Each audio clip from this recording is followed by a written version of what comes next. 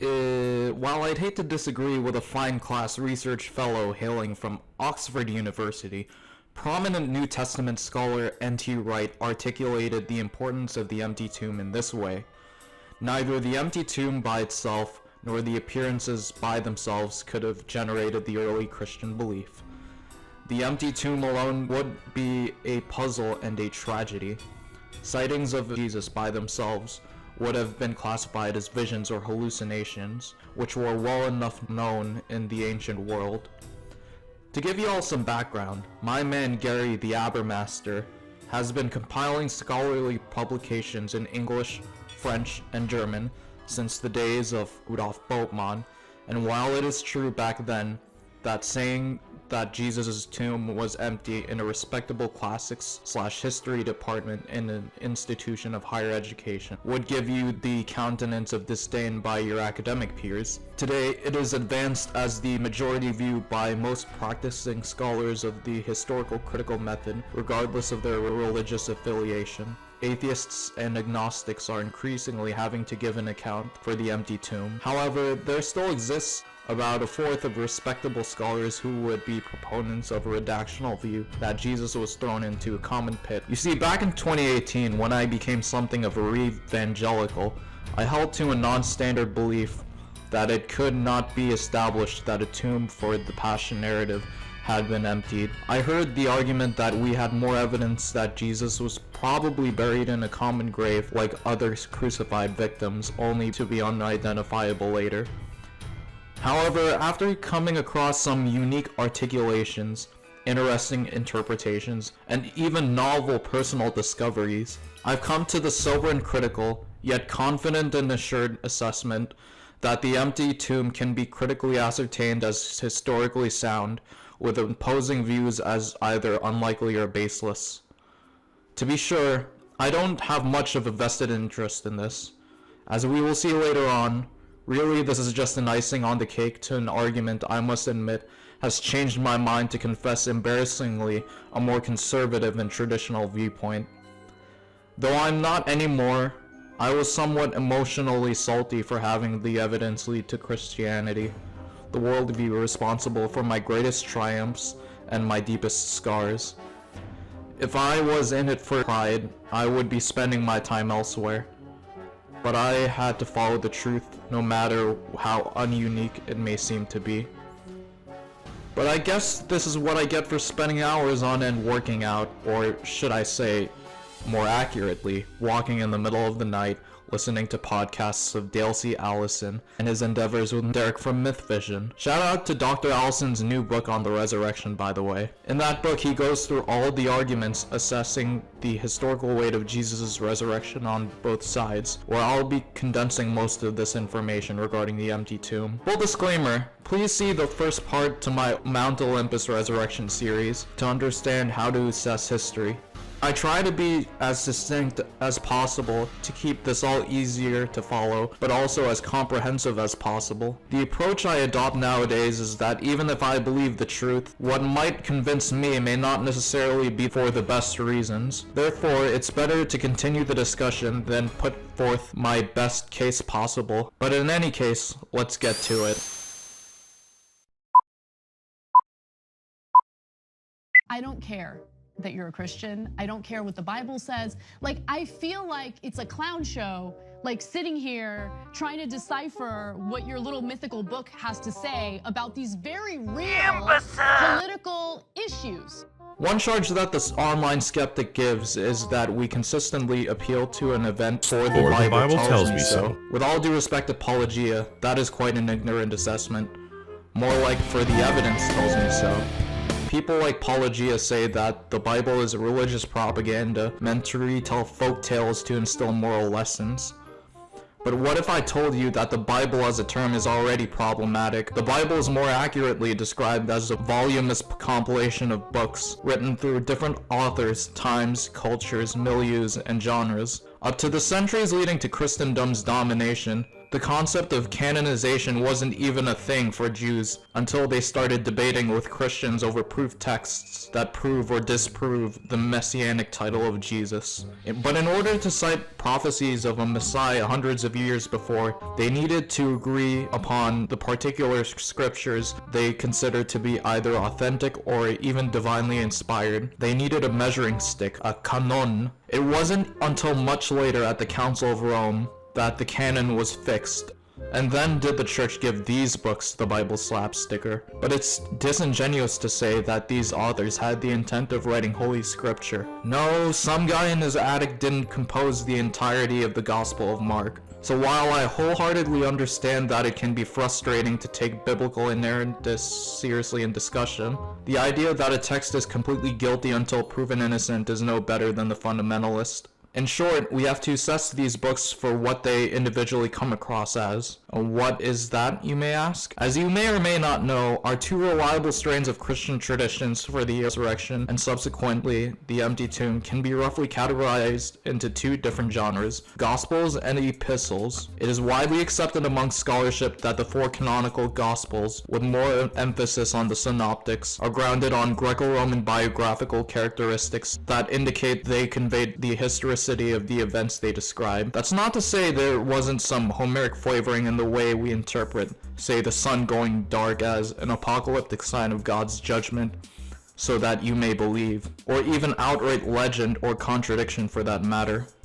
But rather that in general, these pieces of literature were compiled through material passed down from eyewitnesses and oral traditionalists legitimately taken to be historical. Certainly not something you read in the campfire to reimagine the long-so-distant past of legendary great heroes. The former are contemporaneous correspondences in letter form between esteemed members of the church. One of these was the Apostle Paul, an educated leader in the early church who had the means to send letters back and forth. Through critical scholars, through means of analyzing theological contents, vocabulary, and historical context, critical scholars have roughly unanimously agreed that the historical Apostle Paul wrote the certain epistles sufficient to initiate our case for the empty tomb. So now that we have established our working sources, let's get around to poking fun with them.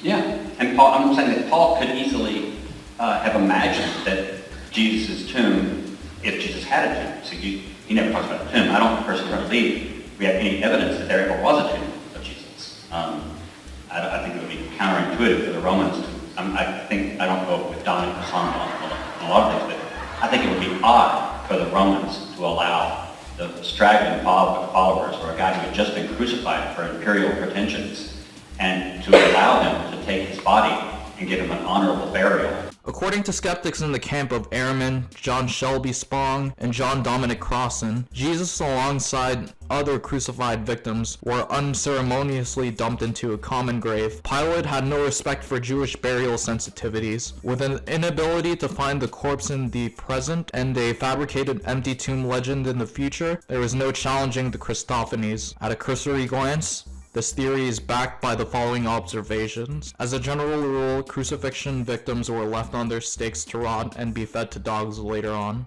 Suppose I was a Christian trying to proclaim Jesus' message of hope. Wouldn't it be pious of me to lie about the nature of Jesus' burial? If a fabricator indeed hijacked the early church, I would expect that there would be demonstrably causal parallels with other ancient sources about, quote, dying and rising gods. Yeah, we knew a lot about Alexander 300 years later. Well, they had earlier sources. Well, so did the Gospel. Christians like to point out that by historiographical standards, the Gospels are early, but this does not preclude them from being legendary. Even more problematic is the idea of multiple attestation.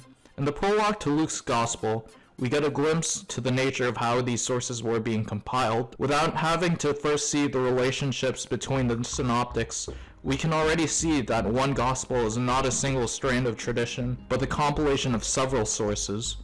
They collaborated with each other to the point of even copying word for word from one another, as material in one gospel is found in the other. John is a special case, though. But scholars are increasingly thinking that John is minimally aware of the synoptic tradition without necessarily having it next to him to source. Though sources agree this is not multiple independent attestation, the rock-hewn tombs in Jerusalem indicated by the Gospels and archaeology were only affordable by people with means. Why on earth would the member of the council bury a blasphemer? These are a lot of charged, yet serious allegations about the Christian message, but we will see in this annihilatory refutation that the empty tomb can be subsumed from critical historical method, so let's deal with them one at a time.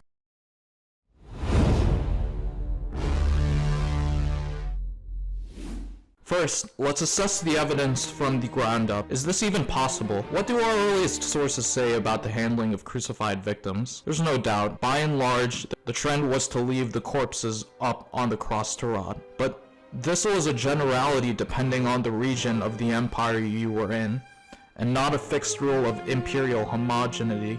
Our early sources referencing capital punishment demonstrate that it was perfectly acceptable for Roman governors to give up bodies of criminals of lesser crimes who were crucified upon quest. The only exception to this was if the treasonist had caused such an insurrection to be a threat to the state.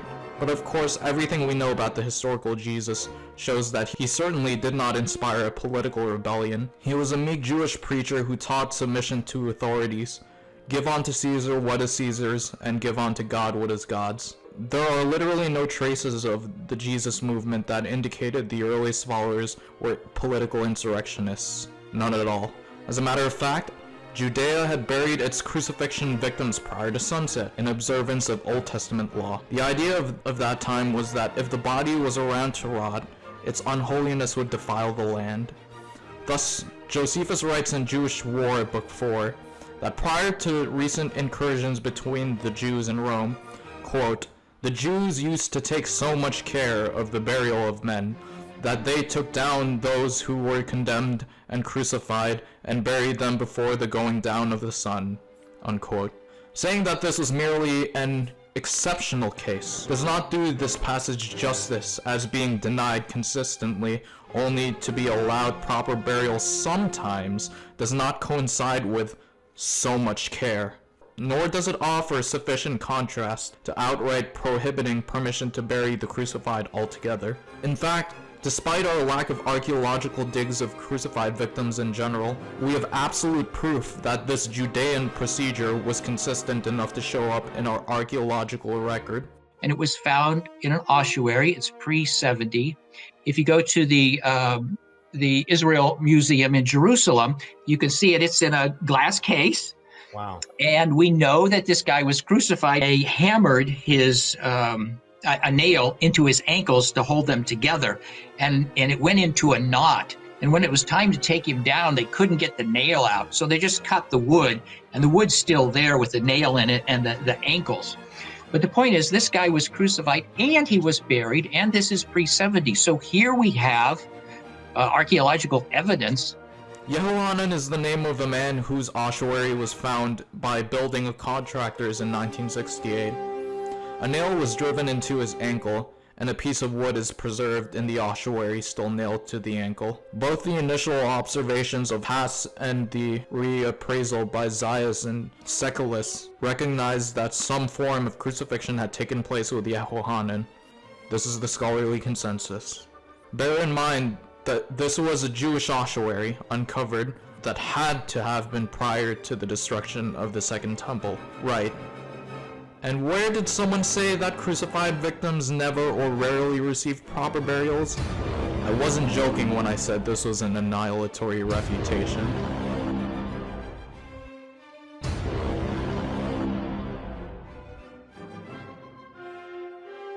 But it gets better, ladies and gentlemen. We've only uncovered the data concerning the possibility and likelihood of a burial. But what about the burial of Jesus? There's no doubt that the number of strands of evidence for the empty tomb is so astounding because perhaps it is a complex issue that involves so many factors and parties. Satisfying the criterion of embarrassment, The Gospels admit that the disciples did not expect a resurrection, but had misunderstood the scriptures, were confused, distressed, and even rebuked Jesus, despite Jesus' eschatological/apocalyptic expectations. An empty tomb without appearance is a curiosity, answerable to natural phenomena, like grave-robbing necromancers. An appearance of Jesus alive with a corpse still lying around is not a resurrection, but a vision of Jesus. There was no Jewish understanding of a dying and rising Messiah. According to the religious authorities of that time, of the Christos, the Messiah, the Anointed, was that the Davidic lineage of ancient Israelite kings would continue as God's promise that a new restoration of Jerusalem would cause every tongue to swear allegiance to Yahweh. Not that he would be crucified of all things. Imagine worshiping a terrorist executed by a noose, electric chair, or a firing squad, and that through his death you may receive eternal life. This is analogous to how off-putting it was to other non-believers at the time, and is unlikely to have been of legendary religious syncretic origin. It was a sure way to get scoffed by people of that time, so it's unlikely to have been the stuff of persuasion unless the events described actually transpired.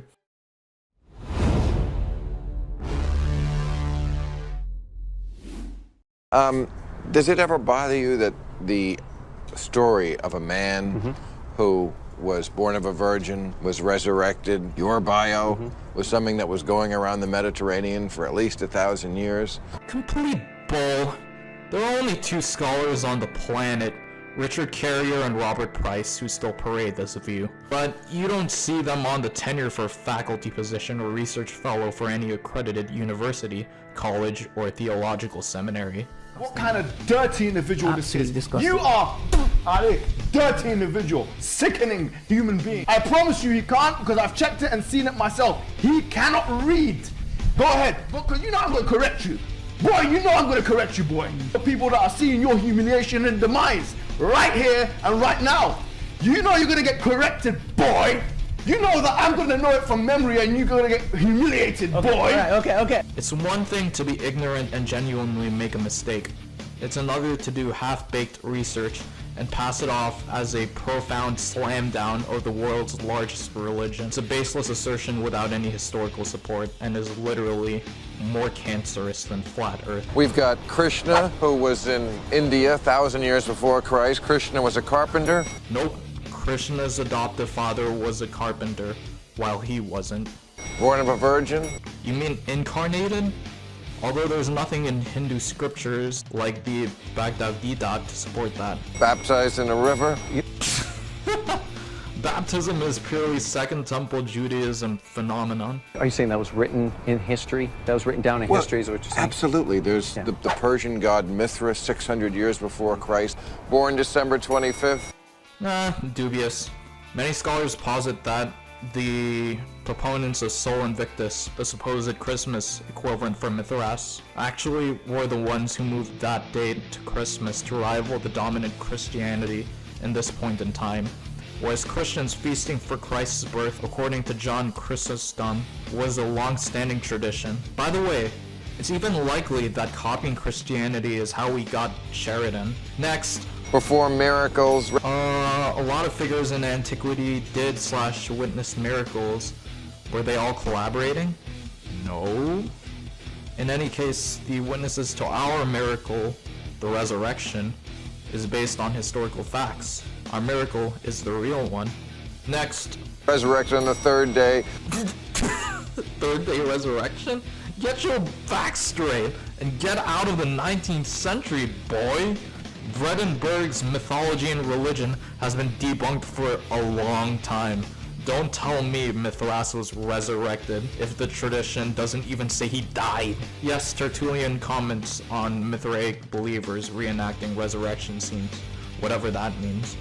But we are already talking 3rd century, late 2nd century at best.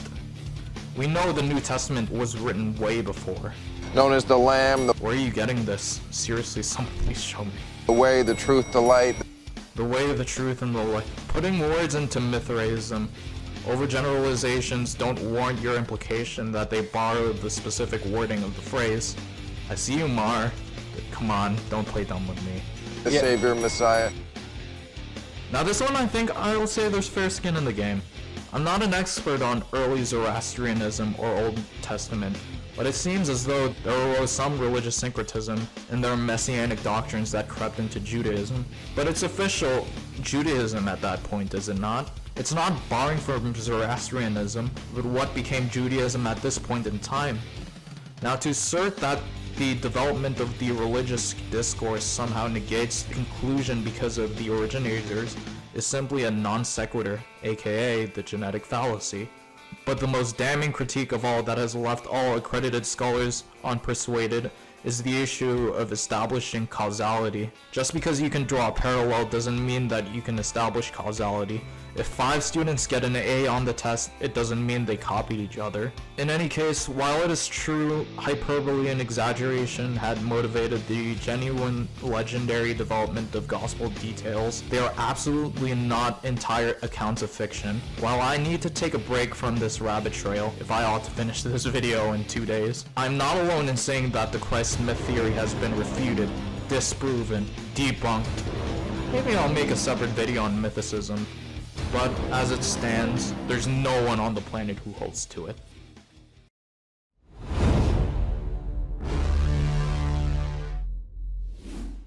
Dr. Craig Evans has cited the Jewish Mishnah, which was written shortly after the time of Christ, that speaks about the Jewish Sanhedrin, who were the ones specifically responsible for keeping the land religiously clean, holy if you will, a position where Joseph of Arimathea is the perfect candidate. Now, we don't have a list of Sanhedrin members to demonstrate that Joseph of Arimathea was a historical figure, but had this been the stuff of legend, we wouldn't expect a Christian to make a Jew an agent of Christ's resurrection. The sober-minded, unemotional, unbiased, untheological, passion account of Mark simply is not at the same class of that one story of Apollonius of Tyana's unknown disappearance as the result of being assumed into heaven, which the author himself discredits as implausible. At midnight, he loosened his bonds, and after calling those who'd bound him in order that they might witness the spectacle, he ran to the doors of the temple, which opened wide to receive him, and when he had passed within, they closed afresh, boom, as they had been shut. And there was heard a chorus of maidens singing from within the temple, and their song was, "Hasten thou from earth, hasten thou heaven, hasten. To heaven, hasten." In other words, do thou go upwards from earth. So this is actually not a death and resurrection. And yes, there probably weren't guards at the tomb, given the failure of several other accounts to mention them, and the general unreliability of Matthew's passion narrative. But, touché. Joseph of Arimathea is not a solid case in point, but it has neither been proven to be unlikely in my best judgment either. A cursory glance at the data would seem to ensue that the Jews are giving burial rights to their enemy, but understand that this is one member of the council, who may have been sympathetic to the Jesus movement, or even in a simpler scenario, was just trying to hurry up and bury Jesus' body prior to Passover. Let's just bite the bullet.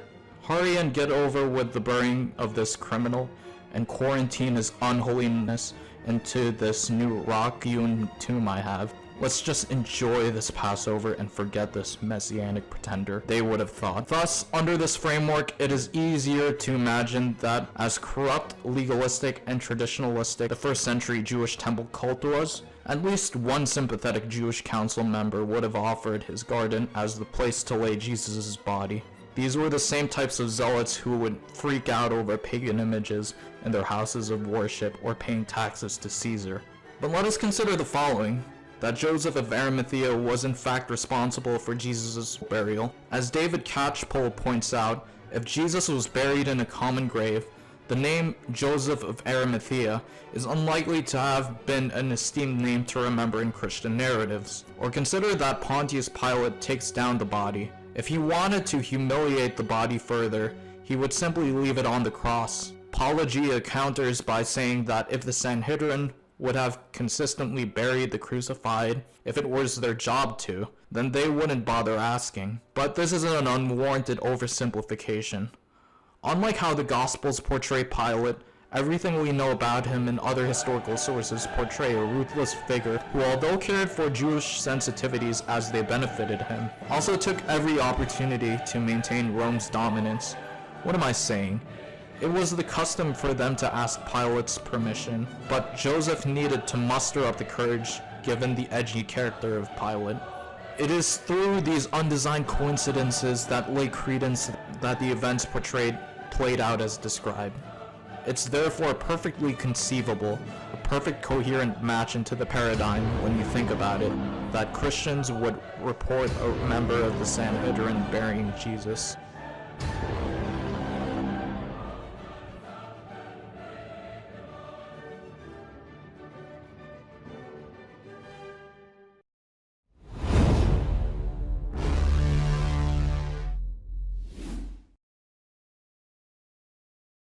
First of all, what was Paul's view of resurrection, since whatever his view of it was can be traced back to the apostles as well? Well, I did a study when I was doing my doctoral research, and I found, I think it was 846 occurrences of the term psychikos in the extant Greek literature from the 8th century BC through the 3rd century, 1100 years. Like, for example, in chapter 2 in 1 Corinthians 15, same letter, Paul says, the natural man, psychikos, doesn't understand the things of the Spirit, for they are pneumatikos, spiritually discerned. So he's not saying, contrasting the physical with the spiritual. He's saying people who are spiritually minded here.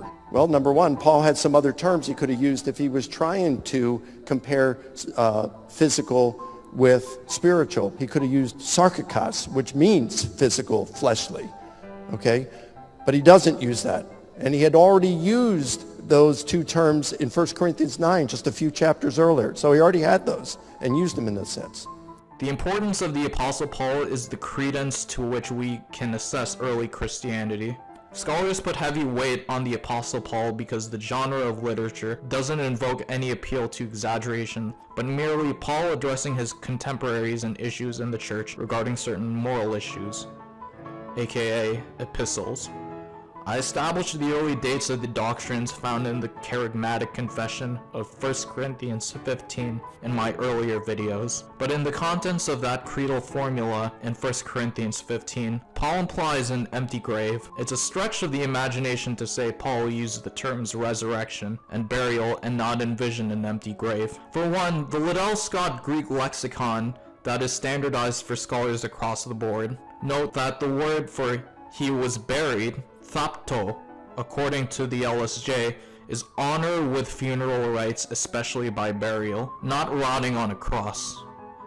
The religious tradition, Pharisaical, Second Temple Judaism that Paul inherited, has emphasized physical resurrection. Etymologically speaking, resurrection in Greek meant to stand up again. In Jewish resurrection literature, flesh and bones were redeemed into a glorious spiritual body. Skeptics would like to overemphasize the spiritual aspect, and they think an eternal continuity of the soul. They will assert that early Christianity was Platonic in this sense, and had no physical resurrection, an apparent later addition. But please bear in mind that spiritual was not the same thing as ethereal, as having no effect on empirical reality. Let us take a little thought experiment for one. What does it mean for something to be physical? What makes up energy? Quarks? Already, we see that we have to be more precise in what we are saying. For you see, the word translated as spiritual, pseumatikon, did have an effect on empirical reality. In Greco-Roman antiquity, pseumatikon was the same soulish energy that caused you to have the sense of touch or your life force. It was the stuff that the wind, breath, or fire was made out of. In those times, we couldn't necessarily quantify those things with the precision we can with things that were natural / psychikos. But the fact of the matter is that these pseumatikon direct causal impact on the physical reality. Wind knocks over trees and fire burns down houses. And anti-Christians. Cough, cough. Sadly, our English language doesn't have effective words to communicate these concepts, and thus English translators render them physical and spiritual, despite their loosely connected grounding in the original Greek. In combination with several passages such as Christ's resurrection giving life to mortal bodies, not affirming eternal souls, we can be confident that resurrection and the subsequent proclamation of an empty tomb was certainly not a legend altogether.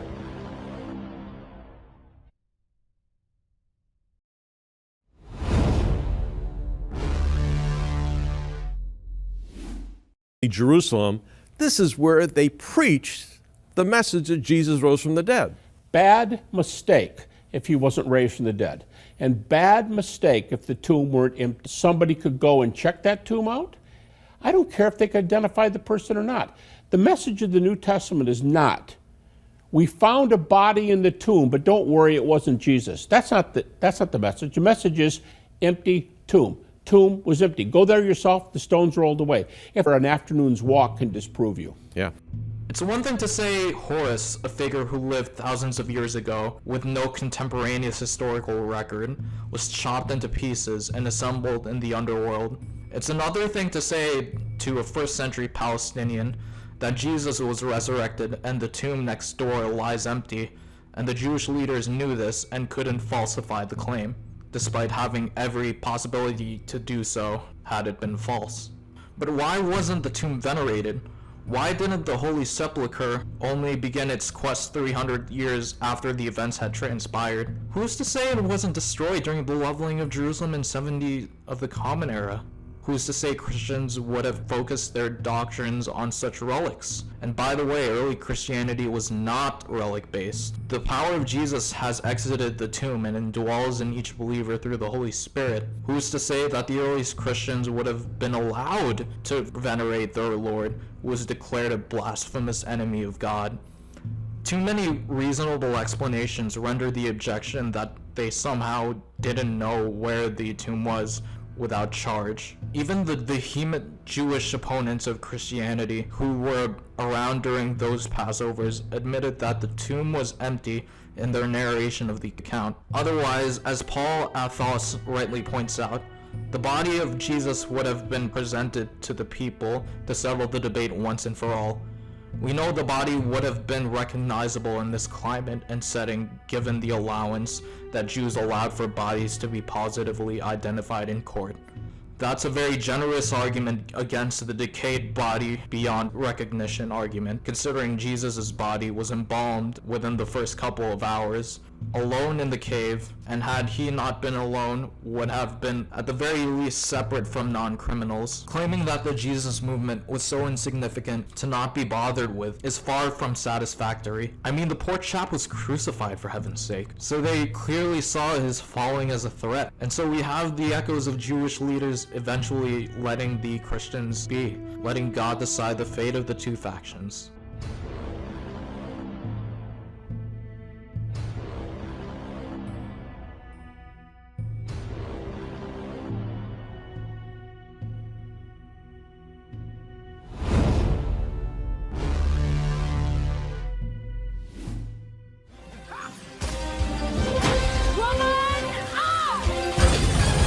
The criterion of embarrassment doesn't seem to get enough credit nowadays that it ought to. Social repute was everything in antiquity, as opposed to the idealistic individualist nowadays, who was entitled with God-given rights. The idea is that the empty tomb is historical because had it been made up, women would not have been the witnesses for the resurrection, for the empty tomb. I had not understood the weight of this argument until Dale C. Allison unpacked it for me in his book. Women were not allowed to testify in a Jewish court of law, given this implementation. But even in Greco-Roman circles, women were oppressed. This is not the weird misogyny of responsible gentlemen opening doors for weak ladies. This is on the level of caste-like judgment of the inferiority of women, as to suggest their testimony was equivalent to that of a child scared of the boogeyman. Celsus retorts with this point that the gender of the witnesses to Christ's resurrection was a legitimate argument against Christianity.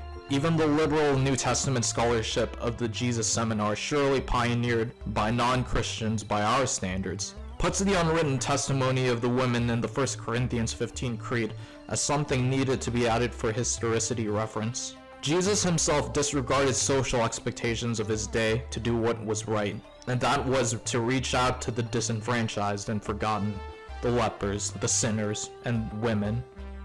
Given this, Mark's abrupt ending, perhaps because it was lost, because the extant copy was torn, or that the author was imprisoned and the work was published by another, is counterintuitive to the gospel of equality under all sons and daughters of God. Mark would essentially be blaming the women for not telling anyone because They were afraid. Surely they weren't afraid for the remainder of their lifetime, such that nobody knew. Right after the historical certainty of Jesus' crucifixion comes the historicity of the resurrection report, circulating in the first Christian proclamations. We can establish this very early on by historical critical methods. Dale Allison concludes his chapter on the empty tomb by stating that the most powerful argument for it, women as the primary witnesses instead of the main protagonists like Peter or John, should not be taken lightly at all.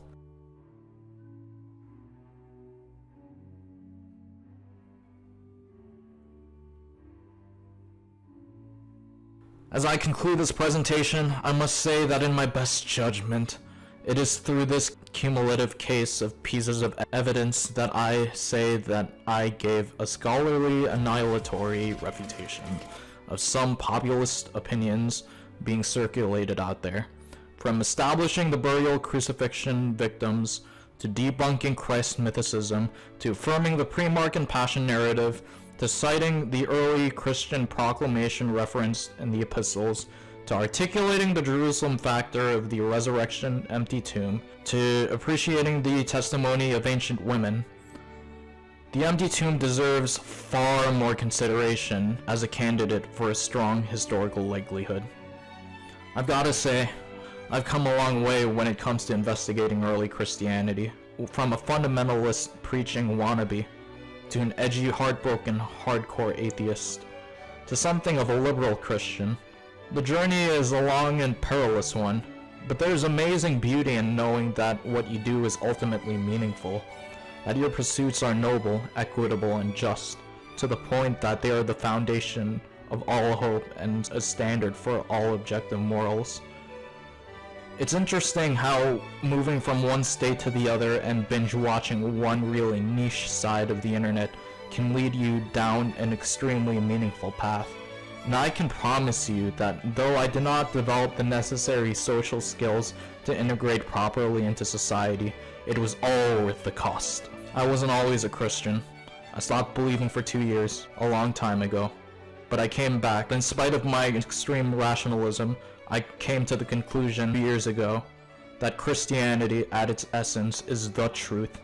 And there's nothing greater than coming face to face with the truth with cosmic might. Then you will know the truth, and the truth will set you free. John 8:32. God bless y'all, and take care. Yeah, with the boys in the hood, I'm chilling with this dude named David Wood. Yo, I promise I'm not paid to say this, but I do recommend you guys check out Dale Allison's new book on the resurrection that came out a while ago. The guy's a professor of early Christianity at Princeton University. Yeah, that's right. Even Ivy League professors believe that Jesus is Lord. While I don't have any coupons or anything for the book, I ask that if you enjoyed the series, please give it a thumbs up to boost that algorithmic chance of being advertised. Comment for feedback and don't forget to subscribe. Peace.